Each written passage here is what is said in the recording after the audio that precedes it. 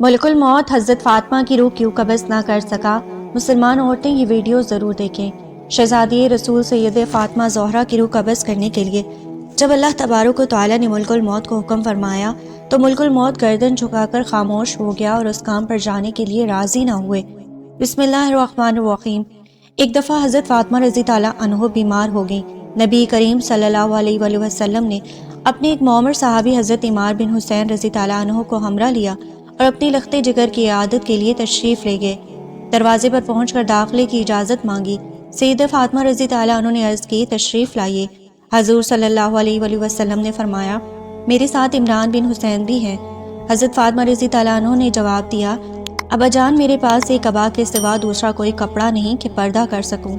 حضور صلی اللہ علیہ وآلہ وسلم نے اپنی چادر اندر پھینک کر فرمایا، بیٹی اس سے پردہ کر لو۔ اس کے بعد حضور صلی اللہ علیہ وآلہ وسلم اور حضرت عمران رضی تعالیٰ عنہ اندر تشریف لے گئے اور سیدہ سے ان کا حال پوچھا۔ فاطمہ زہرا نے عرض کی، ابا جان، شدت درد سے بے چین ہوں اور بھوک سے نٹھال کر رکھا ہے کیونکہ گھر میں کھانے کو کچھ نہیں۔ حضور صلی اللہ علیہ وآلہ وسلم نے فرمایا، اے میری بیٹی، صبر کر، میں بھی آج 3 دن سے بھوکا ہوں۔ اللہ تعالیٰ نے جس سے جو کچھ مانگتا وہ ضرور مجھے عطا کرتا، لیکن میں نے دنیا پر آخرت کو ترجیح دی۔ پھر آپ صلی اللہ علیہ وآلہ وسلم نے اپنا دست شفقت حضرت فاطمہ رضی تعالیٰ عنہ کی پشت پر پھیرا اور فرمایا، اے لخت جگر، دنیا کے مصائب سے دل شکستہ نہ ہو، تم جنت کی عورتوں کی سردار ہو۔ فاطمہ زہرا اس فکر و غنا کے ساتھ کمال درجہ کی عابدہ تھیں۔ حضرت حسن رضی تعالیٰ عنہ سے روایت ہے کہ میں نے اپنی ماں کو شام سے صبح تک عبادت کرتے اور اللہ کے حضور کریا ازاری کرتے دیکھا، لیکن انہوں نے اپنی دعاؤں میں اپنے لیے کبھی کوئی درخواست نہ کی۔ ایک دفعہ سیدہ علیل تھیں، لیکن علالت میں بھی رات بھر عبادت میں مصروف رہیں۔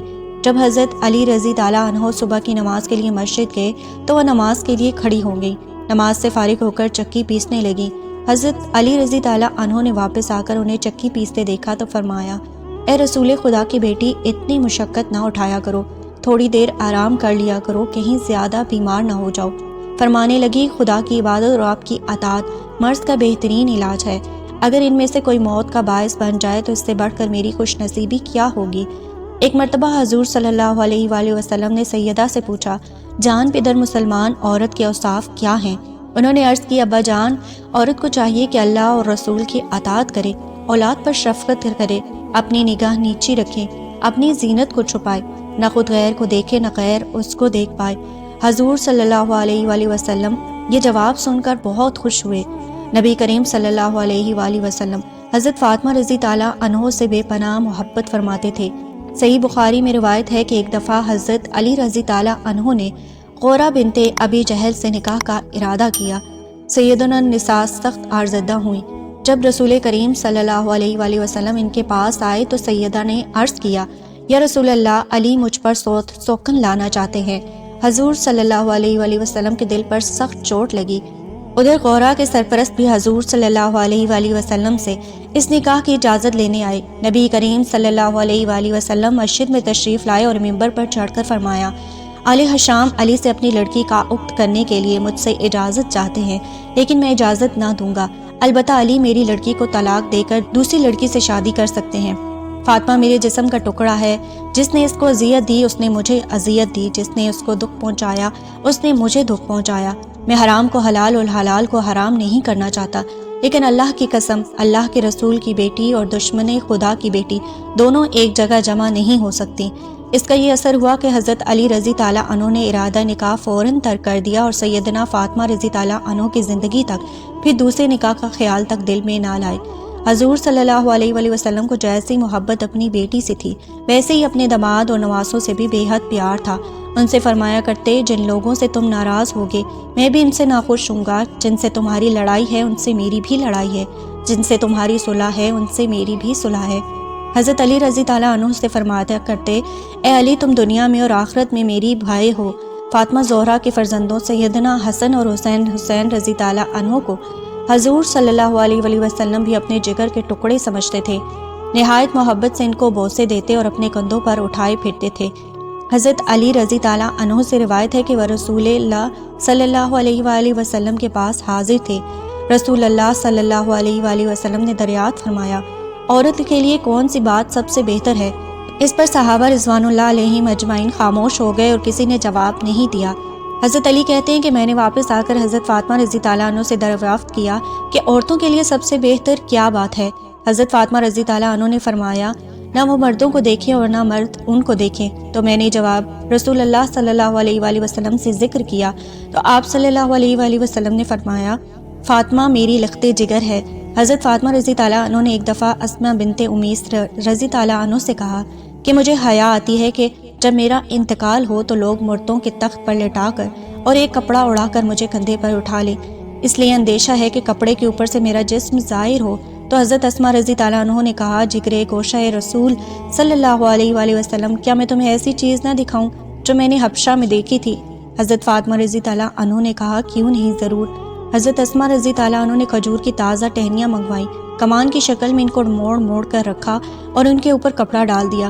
حضرت فاطمہ رضی تعالیٰ عنہ نے فرمایا، یہ تو بڑی اچھی چیز ہے، اس سے مردہ عورت کے جنازہ میں امتیاز ہو جائے گا اور عورت کا جسم بھی چھپ جائے گا۔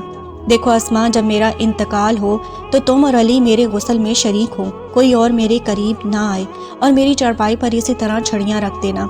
جب حضرت فاطمہ رضی تعالیٰ عنہ کا انتقال ہوا تو حضرت اسماء رضی تعالیٰ عنہ نے دلہن کے ڈولے کی طرح کی ایک پردہ پوش چادر چارپائی تیار کی اور کہا، فاطمہ نے مجھے اس کی وصیت کی تھی۔ ان روایات سے اندازہ لگایا جا سکتا ہے کہ حضرت فاطمہ رضی تعالیٰ عنہ پردے کا کتنا اہتمام فرماتی تھی۔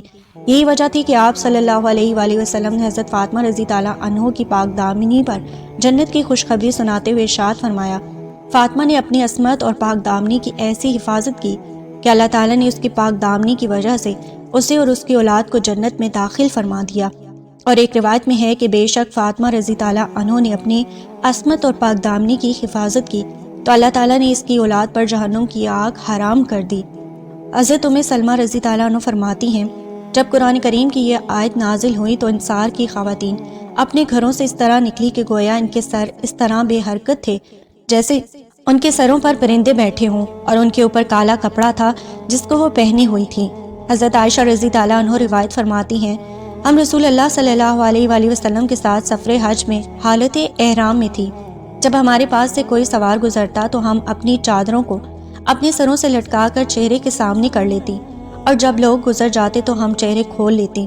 حضرت قیس بن شماس سے روایت ہے کہ رسول اللہ صلی اللہ علیہ وآلہ وسلم کی خدمت میں ایک عورت حاضر ہوئی، اس کا نام ام خلاد تھا اور اس کے چہرے پر نقاب پڑا ہوا تھا۔ یہ عورت اپنے بیٹے کے بارے میں دریافت کر رہی تھی جو جنگ میں شہید ہو گیا تھا۔ اصحاب رسول صلی اللہ علیہ وآلہ وسلم میں سے کسی نے آپ کو نقاب میں دیکھ کر کہا، اس وقت بھی آپ نے نقاب ڈال رکھا ہے؟ آپ نے جواباً فرمایا، میں نے بیٹا ضرور کھویا ہے، حیا نہیں کھوئی۔ حضور صلی اللہ علیہ وسلم کو ایک دن کسی نے خبر دی آ کر حضرت علی رضی تعالیٰ عنہ کے بارے میں۔ ابو جہل کی بیٹی مسلمان ہو گئی تھی اور مدینہ منورہ ہجرت کر کے آ گئی تھی۔ مسلمان نوجوان لڑکی تھی۔ خبر مشہور ہوئی کہ حضرت علی رضی تعالیٰ عنہ اس سے نکاح کرنا چاہتے ہیں۔ حضرت فاطمہ رضی تعالیٰ عنہ تک پہنچی بات تو پریشان ہوئی۔ فطری بات ہے، عورت پریشان ہوتی ہے۔ اور پھر ابو جہل کی بیٹی، ان دونوں نے وہ دور اکٹھا دیکھا تھا جب 12-13 سال کا اذیت کا دور، وہ جو اوجھڑی حضور صلی اللہ علیہ وآلہ وسلم پر ڈالی گئی تھی، حضرت فاطمہ نے آ کر ہٹائی تھی، تو خیال ہوا کہ میرا گزارا نہیں ہوگا ابو جہل کی بیٹی کے ساتھ، پچھلی باتیں یاد آئیں گی خواہ مخواہ آپس میں، تو جا کر حضور صلی اللہ علیہ وسلم سے کہا، یہ پتہ چلا کہ آپ کا ہمزاد ابو جہل کی بیٹی آئی ہے، اس سے شادی کرنا چاہتا ہے، تو آپ کوئی بیٹیوں کا خیال بھی کیا کرتے ہیں کہ نہیں؟ بیٹی باپ سے کہہ رہی ہے، تو حضور نے جا کر فرمایا کہ نہیں بھائی، نبی کی بیٹی اور ابو جہل کی بیٹی گھر میں نہیں آئیں گی۔ بخاری شریف کی روایت ہے کہ حضور صلی اللہ علیہ وسلم بیمار ہیں، بیٹی پتہ لینے آئی ہے، اس وقت تک باقی تینوں فوت ہو چکی تھی۔ حضور کی وفات کے وقت ایک ہی بیٹی زندہ تھی، وہ بھی 6 مہینے رہی۔ بعد میں حضرت فاطمہ بیٹی ابا جی کا حال پوچھنے آئی ہے۔ حضور صلی اللہ علیہ وآلہ وسلم اٹھ کر بیٹھ کے سر پر ہاتھ پھیرا بٹھایا پاس، جیسے باپ بیٹیوں کو بٹھاتے ہیں۔ بیٹھے بیٹھے حضرت عائشہ کہتی ہیں کہ حضور نے فاطمہ کے کان میں کوئی بات کہی تو فاطمہ رونے لگیں۔ تھوڑی دیر کے بعد پھر حضور نے قریب کر کے کان میں بات کہی تو خوش ہو گئی۔ جب وہاں سے فارغ ہوئی تو میں نے الگ بلا کر پوچھا، بیٹا حضور کیا کہہ رہے تھے؟ انہوں نے کہا، اماں جی، ابا جی نے کان میں کہا تھا جو بات کان میں کی جائے وہ کیا ہوتی ہے؟ راز ہوتی ہے۔ حضور کی وفات کے بعد کافی دن گزر گئے تو حضرت عائشہ نے پھر بلایا، میں تمہیں ماں ہونے کا واسطہ دیتی ہوں، بتاؤ حضور نے کیا کہا تھا؟ کہا، ہاں اب بتاتی ہوں آپ کو۔ حضور صلی اللہ علیہ وسلم نے مجھے کان میں کہا تھا کہ فاطمہ میں شاید ایک آدھ دن اسی بیماری میں جا رہا ہوں، بیٹی کو باپ کی وفات کی اطلاع ملے تو بیٹی کیا کرے گی۔ تھوڑی دیر کے بعد حضور نے دیکھا کہ پریشان ہو رہی ہے تو کان میں کہا کہ بیٹی میرے بعد سب سے پہلے تم میرے پاس آؤ گی تو خوش ہوں گی۔ حضور نے اپنی وفات کی خبر دی تو بیٹی رونے لگ گئی، اور بیٹی کو اس کی وفات کی خبر دی تو وہ خوش ہو گئی۔ یہ باپ بیٹی کا معاملہ تھا۔ ایک دفعہ کا ذکر ہے کہ حضرت سیدنا علی المرتضیٰ رضی تعالیٰ عنہ اپنے گھر آتے ہیں، گھر کے اندر داخل ہوتے ہیں اور کہتے ہیں اے فاطمہ مجھے لگتا ہے آج ابا حضور آئے ہیں، یعنی کہ آج میرے نبی آئے ہیں۔ سیدنا فاطمہ کہتی ہیں اے علی آپ کو کیسے پتہ چلا کہ ہمارے گھر حضور صلی اللہ علیہ وآلہ وسلم آئے ہیں؟ کہا میرا گھر جنت کی خوشبو سے ایسے ہی تو نہیں مہک رہا، اس کے مہکنے کی کوئی وجہ ہے، میرے گھر سے نبوت کی خوشبو آ رہی ہے، مجھے تو یہی لگتا ہے کہ میرے نبی آئے ہیں۔ سیدنا فاطمہ نے کہا جی ہاں بابا جان کمرے کے اندر بیٹھے ہیں۔ پوچھا حضور صلی اللہ علیہ وآلہ وسلم کا میرے گھر کیسے آنا ہوا؟ تو سیدنا فاطمہ کہتی ہیں میرے بابا مجھے لینے آئے ہیں۔ حضرت علی رضی تعالیٰ عنہ نے پوچھا تو پھر فاطمہ آپ اپنے بابا کے ساتھ گئی کیوں نہیں؟ ابھی تک کیوں بیٹھی ہو؟ فاطمہ بتاؤ تو صحیح میرے حضور کو میرا انتظار کیوں کروایا، کیوں نہیں گئی؟ ناظرین سیدنا فاطمہ رضی تعالیٰ عنہ نے جو جواب دیا آج کے اسلام کے مقدس شہزادیوں کے لیے بہت بڑا سبق ہے۔ جب حضرت علی رضی تعالیٰ عنہ نے کہا کہ فاطمہ بتاؤ تو صحیح آپ نے حضور صلی اللہ علیہ وآلہ وسلم کو میرا انتظار کیوں کروایا، آپ گئی کیوں نہیں؟ تو سیدنا فاطمہ رضی تعالیٰ عنہ نے کہا اے میرے شوہر معظم آپ کے حکم کے بغیر کیسے چلی جاتی؟ تو حضرت علی رضی تعالیٰ عنہ نے فرمایا فاطمہ آپ کو پتہ نہیں کہ رسول اللہ صلی اللہ علیہ وآلہ وسلم کے سامنے علی اپنی اجازت کو کوئی اہمیت نہیں دیتا۔ فرمایا اے فاطمہ ان موقعوں پر مرضی نہ آپ کی چلے گی نہ میری چلے گی، یہاں چلے گی تو صرف میرے نبی کی مرضی چلے گی۔ سیدنا فاطمہ زہرا رضی تعالیٰ عنہ نے کہا یا علی بات اجازت کی نہیں ہے اور بات مرضی کی بھی نہیں، رب ذوالجلال کی عزت کی قسم اگر آج میں آپ کی اجازت کے بغیر گھر سے چلی جاتی تو قیامت کی صبح تک میرے باپ کے مبارک نام پر لوگوں کی انگلیاں اٹھ جاتی کہ نبی کی بیٹی شوہر کی اجازت کے بغیر گھر سے نکلی تھی۔ ناظرین شوہر کی نافرمانی کرنے سے پہلے، شوہر سے لڑنے سے پہلے، شوہر کی اجازت کے بغیر گھر سے باہر نکلنے سے پہلے سوچ لینا کہ آپ کے غلط قدم اٹھانے کی وجہ سے آپ کے بوڑھے ماں باپ کے بالوں کی سفیدی رل جائے گی۔ شوہر کے سامنے زور زور سے بولو گی، زور زور سے چیخو گی، چلاؤ گی تو محلے والے کہیں گے دیکھو فلاں کی بیٹی نے کس طرح تماشا لگا رکھا ہے۔ جب ایک بیٹی کے پاس کائنات کا نبی آئے لینے کے لیے تو پھر بھی وہ شوہر کی اجازت کے بغیر گھر سے باہر نہ نکلے، اتنی بڑی شخصیت کی بیٹی ہونے کے باوجود بھی شوہر کی فرما برداری اور شوہر کے حقوق کا اس قدر خیال رکھے تو مجھے بتاؤ ایسی گود میں امام حسین نہ آتے تو اور کون آتا؟ جس کی زندگی میں کوئی بھی نماز نہیں چھوٹی، ایسی گود میں زینب نہ آتی تو اور کون آتا؟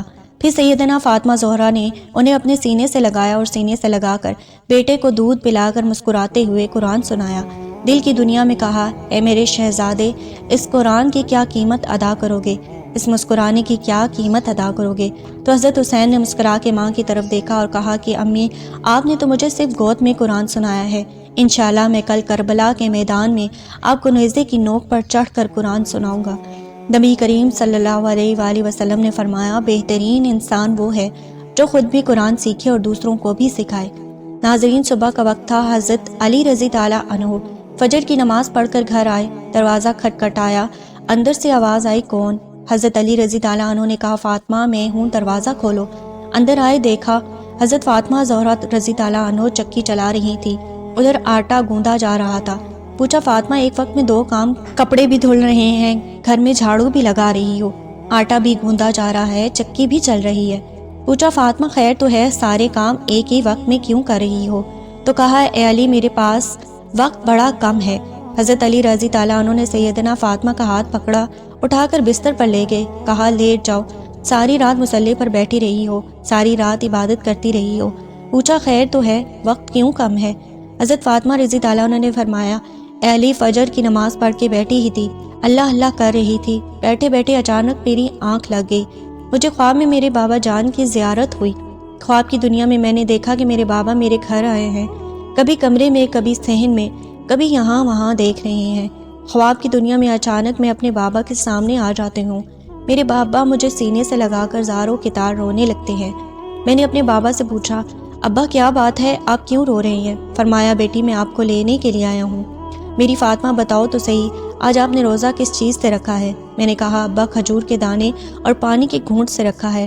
اے علی، میرے بابا نے مجھے سینے سے لگا کر کہا بیٹی آج آپ نے روزہ علی کے دسترخوان پر رکھا ہے، افطاری جنت میں اپنے بابا کے دسترخوان پہ کرو گی۔ سیدنا فاطمہ رضی اللہ عنہ نے کہا اے علی، میں کپڑے دھو کے اور کھانا پکا کے اس دنیا سے جا رہی ہوں تاکہ میرے بعد آپ کو کوئی تکلیف نہ ہو۔ حضرت علی رضی اللہ عنہ اور حضرت فاطمہ رضی اللہ عنہ دونوں کے درمیان یہ بات چیت چل رہی تھی کہ میرے ابا جان مجھے لینے کے لیے آئے ہیں، میں آج اس دنیا فانی سے رخصت ہو جاؤں گی۔ اتنے میں حضرت حسن حسین بھی آ گئے۔ بچوں کو دیکھتے ہوئے حضرت علی رضی اللہ عنہ نے کہا فاطمہ ابھی تو بچے بھی چھوٹے ہیں، آپ کے جانے کے بعد گھر کی رونقیں زائل ہو جائیں گی۔ اس کے بعد سیدنا فاطمہ زہرا رضی اللہ عنہ نے حضرت علی رضی اللہ عنہ سے مخاطب ہوتے ہوئے کہا میں اگر آپ سے کچھ مانگوں تو کیا آپ دو گے؟ کہا میری 3 وصیتیں ہیں۔ حضرت سیدنا فاطمہ رضی اللہ عنہ نے وفات کے وقت کہا میری 3 وصیتیں ہیں۔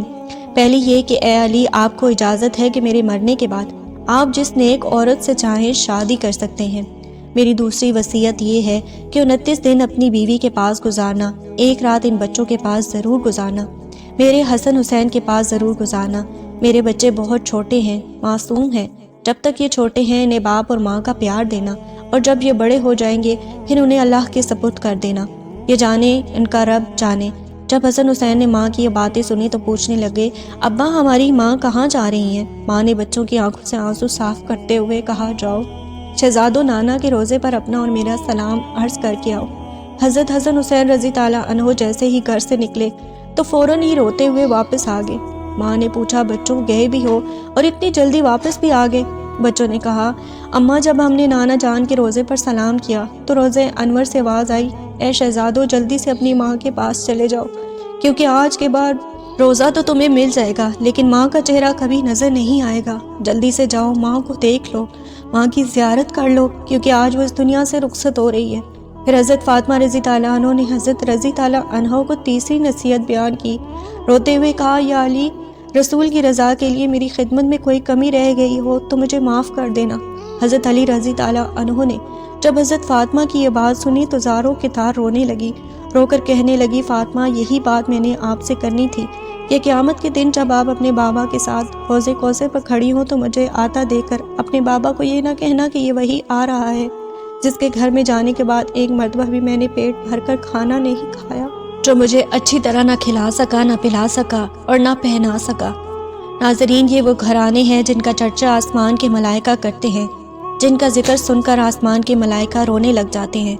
اللہ پاک ہمیں دین کی مکمل سمجھ نصیب فرمائے، ہمیں حضور صلی اللہ علیہ وآلہ وسلم کے نقش قدم پر چلنے کی توفیق عطا فرمائے اور ہمارا خاتمہ ایمان پر فرمائے، آمین ثم آمین۔